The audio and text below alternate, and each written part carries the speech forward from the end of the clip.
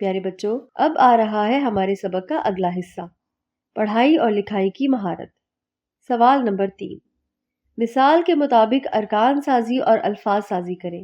پیارے بچوں، الف جز کے تحت ایک مثال دی گئی ہے، اسی مثال کے مطابق ہم دیگر اجزاء کی سرگرمی مکمل کرتے ہیں۔ بے، چا اور پے کے ملنے سے چپ، ڑے اور الف کے ملنے سے ڑا، اور سین اور یہ کے ملنے سے سی، ان سب کو ملائیں گے تو بنے گا چپڑاسی۔ جیم، سین اور واؤ کے ملنے سے بنے گا سو، دا اور الف کے ملنے سے بنے گا دا، اس سے آگے ہے گ، رے اور یہ کے ملنے سے بنے گا ری، ان سب کو ملائیں گے تو بنے گا سوداگری۔ دال، ای اور میم کے ملنے سے بنے گا ام، آگے ہے تی، ہے اور الف کے ملنے سے بنے گا ہا، نون اور واؤ اور نون غنہ کے ملنے سے بنے گا نو، ان سب کو ملائیں گے تو بنے گا امتحانو۔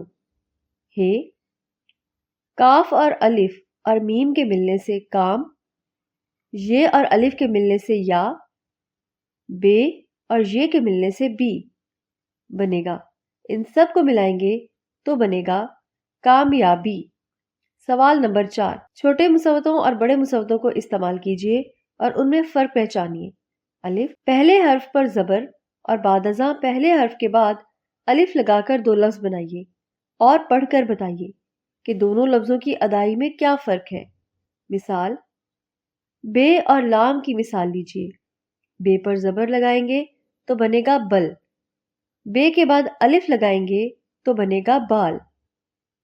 تھے اور لام دیکھیے، تھے پر زبر لگائیں گے تو بنے گا تھل، تھے کے بعد الف لگائیں گے تو بنے گا تھال۔ ہے اور لام دیکھیے، ہے پر زبر لگائیں گے تو بنے گا ہل، ہے کے بعد الف لگائیں گے تو بنے گا حال۔ بے، پہلے حرف پر پیش اور بعد ازاں پہلے حرف کے بعد واؤ لگا کر دو لفظ بنائیے اور پڑھ کر بتائیے کہ دونوں لفظوں کی ادائی میں کیا فرق ہے۔ دال اور میم کی مثال لیجیے۔ دال پر پیش لگائیں گے تو بنے گا دم، دال کے بعد واؤ لگائیں گے تو بنے گا دوم۔ میم اور ڑے دیکھیے، میم پر پیش لگائیں گے تو بنے گا مڑ، میم کے بعد واؤ لگائیں گے تو بنے گا موڑ۔ کھے اور لام کی طرف دیکھیے، کھے پر پیش لگائیں گے تو بنے گا کھل، کھے کے بعد واؤ لگائیں گے تو بنے گا کھول۔ جیم، پہلے حرف پر زیر اور بعد ازاں پہلے حرف کے بعد بڑیے لگا کر دو لفظ بنائیے اور پڑھ کر بتائیے کہ دونوں لفظوں کی ادائی میں کیا فرق ہے۔ تے اور لام کی مثال لیجیے۔ تے پر زبر لگائیں گے تو بنے گا تل، تے کے بعد بڑیے لگائیں گے تو بنے گا تیل۔ میم اور لام دیکھیے، میم پر زیر لگائیں گے تو بنے گا مل، میم کے بعد بڑیے لگائیں گے تو بنے گا میل۔ کھے اور لام دیکھیے، کھے پر زیر لگائیں گے تو بنے گا کھل، کھے کے بعد بڑیے لگائیں گے تو بنے گا کھیل۔